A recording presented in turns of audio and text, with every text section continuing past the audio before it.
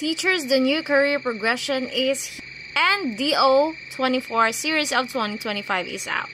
What should you do to prepare? First, kailangan mong i-familiarize yung mga new ranks and requirements each rank. Take time to read the memo. Number 2 is to take advantage of the development training. Kailangan mong umattend ng mga trainings na align sa gusto mong level.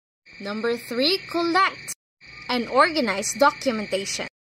Kailangan mong i-record ang mga accomplishments, mga nagawa mo sa school, your education update, at yung mga nagawa mo beyond the classroom.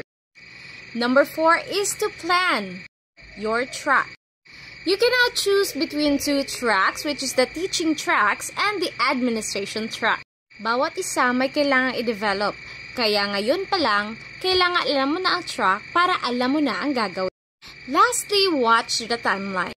Kapag meron pong qualifications o binigyan na po ng mga requirements from your division, make sure to comply and do it before the deadline.